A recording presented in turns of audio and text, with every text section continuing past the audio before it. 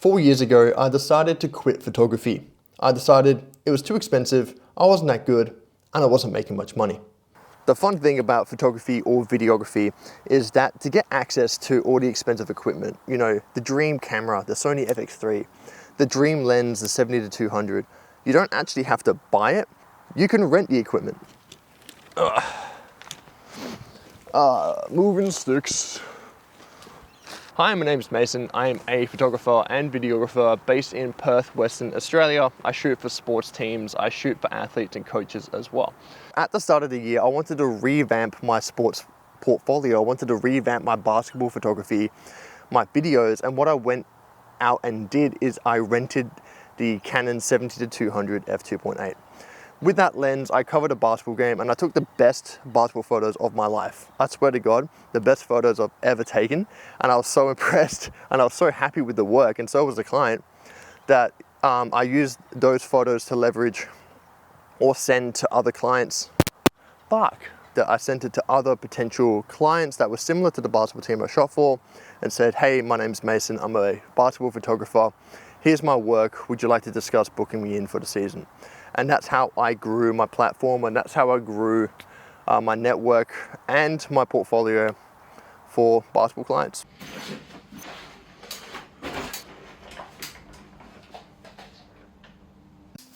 Think about it this way. Say you're in my shoes and you're a sports content creator, you're a videographer, a photographer for sport, and a client comes to you and says, I want you to cover my hockey game. And you're thinking, dang it, I don't have a 100 or 500mm lens or something really long to capture the whole field. So I'm gonna buy that lens for $5,000 and show up to the shoot and make maybe $300. That doesn't make sense. So of course I'm gonna rent a lens and cover the game. I remember when I first started doing video work and a client approached me or a potential client, they're like, oh, hey, I'm doing this shoot. Like, can you do it? And I was like, oh, dang it. I don't have this lens, maybe not.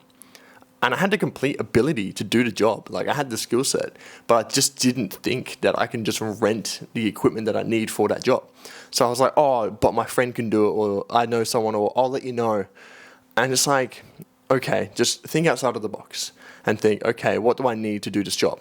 And you just plan it out. Hey, I need this 70-200 for a basketball shoot. I need this lighting equipment, or I need a backdrop. I need to rent a studio. And you'll figure out that you can actually do a lot more than what you considered in the first place. You can just go out and shoot in the middle of the day. There is, of course, a limitation to this rule, right? You want a kit that you can use on a day-to-day basis, that you do own, that you can run and gun and do like basic work that gets you paid day-to-day, or just create content. Like, for example, I have one camera, I have one lens, and one tripod. I have some lighting equipment, some audio equipment. But that's my kit. This is what gets me through all of my projects. So the one lens I own is the Canon 24-105 f4. I own a Canon R6 Mark II, I have some lights, and I have some DJI mics.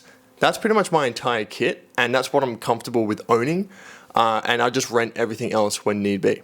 If I did own more equipment, I'd have to think about an increase in insurance. I'd have to think about storing all of this equipment that I don't even own.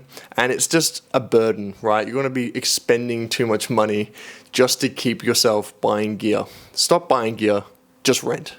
And the great thing about owning fewer pieces of equipment is that when you make a video, you don't want to overcomplicate it, right? Like, I'm shooting a YouTube video right now. I'm in front of the camera and technically behind the camera at the same time.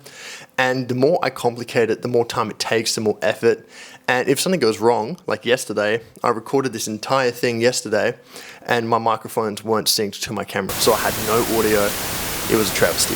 So it's important to keep things as accessible to yourself as possible when you're doing a shoot. You don't want to overburden yourself. You don't want to overcomplicate it. You want to create a plan, execute, and do it well. There's something else as well, huh? Don't get caught in the specifications, in the specs. You know, you jump on YouTube, you look at a camera review, and you don't even see the footage that the camera produces. It's just people talking about numbers. They're talking about focal points. They're talking about 6K oversampled footage. It doesn't matter. If you're trying to build something like a business and you're looking at cameras to buy, honestly, the camera doesn't matter. As long as it does the core thing that you need it to do, like for example, my Canon R6 Mark II, I need to take photos and I need to take videos. So I need a hybrid camera. This is perfect for that. So I use a Canon R6 Mark II. But yeah, that's my video about renting gear. I hope you enjoyed it.